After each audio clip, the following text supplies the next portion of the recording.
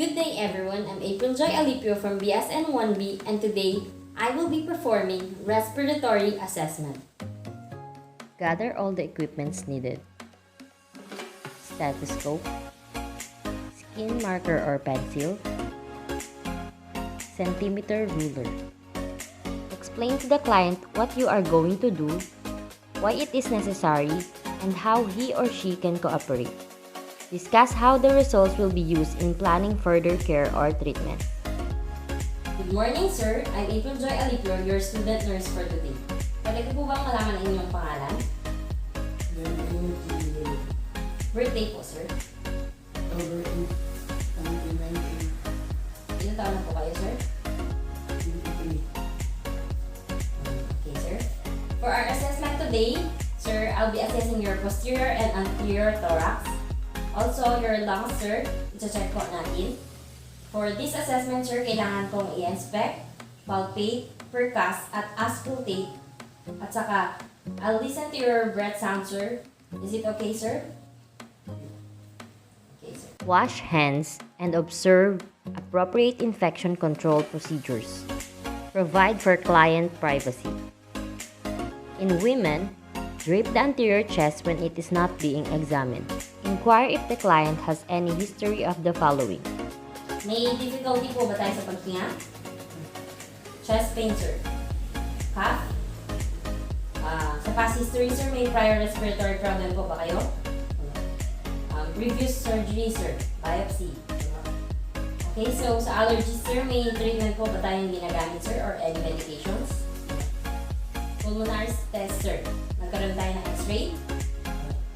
Okay, sir. May lung history po ba ang family? Gumagamit po ba tayo ng cigarettes? Vape, sir. Okay, sir. Thank you, sir. Assessing the posterior thorax. Inspect the shape and symmetry of the thorax from posterior and lateral views. Compare the anterior-posterior diameter to the transverse diameter. Inspect the spinal alignment for deformities. Have the client stand. From a lateral position, observe the three normal curvatures: cervical, thoracic, and lumbar. To assess for lateral deviation of spine or scoliosis, observe the standing client from the rear. Have the client bend forward at the waist and observe from behind. Palpate the posterior thorax. For clients who have no respiratory complaints, rapidly assess the temperature and integrity of all chest skin. For clients who do have respiratory complaints, palpate all chest areas for bulges, tenderness, or abnormal movements. Avoid deep palpation for painful areas, especially if a fractured rib is suspected. In such a case, deep palpation could lead to displacement of the bone fragment against the lungs. Palpate the posterior chest for respiratory excursion or thoracic expansion.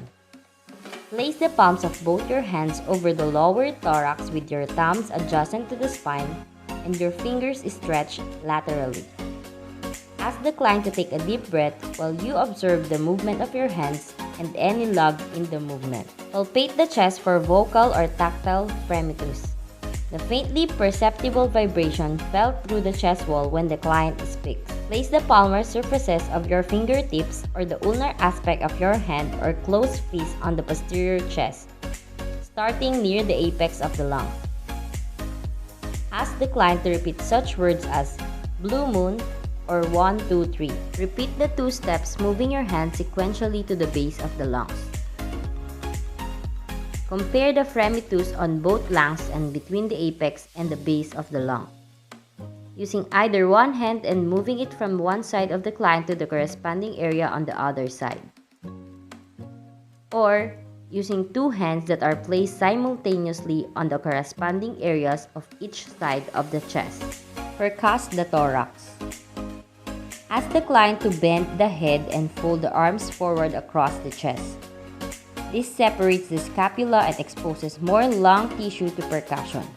Percuss in the intercostal spaces at about 5 cm or 2 inches intervals in a systematic sequence. Compare one side of the lung with the other. Percuss the lateral thorax every few inches, starting at the axilla and working down to the 8th rib. Percuss for diaphragmatic excursion movement of the diaphragm during maximal inspiration and expiration. Ask the client to take a deep breath and hold it while you percuss downward along the scapular line until dullness is produced at the level of the diaphragm.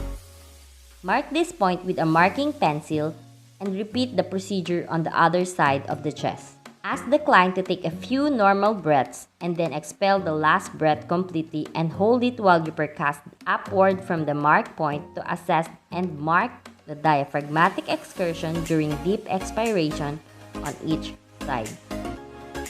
Measure the distance between the two marks. Auscultate the chest using the flat disc diaphragm of the stethoscope. Use the systematic zigzag procedure used in percussion. Ask the client to take slow, deep breaths through the mouth. Listen at each point to the breath sounds during a complete inspiration and expiration. Compare findings at each point with the corresponding point on the opposite side of the chest. Assessing the anterior thorax. Inspect breathing patterns. Example, respiratory rate and rhythm. Inspect the costal angle and the angle at which the ribs enter the spine. Palpate the anterior chest for respiratory excursion. Place the palms of both your hands on the lower thorax with your fingers laterally along the lower rib cage and your thumbs along the costal margins. Ask the client to take a deep breath while you observe the movement of your hands. Palpate the tactile fremitus in the same manner as for the posterior chest and using the sequence. If the breasts are large and cannot be retracted adequately for the palpation, this part of the examination is usually omitted. Percuss the anterior chest systematically.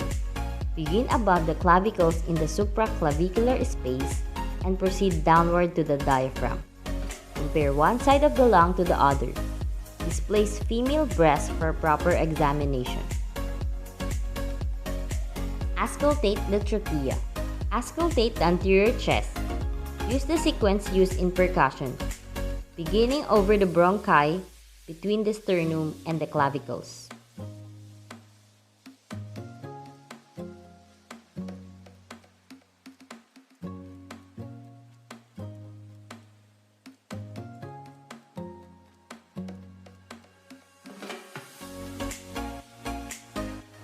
Document findings in the client record using forms or checklists supplemented by the narrative notes when appropriate.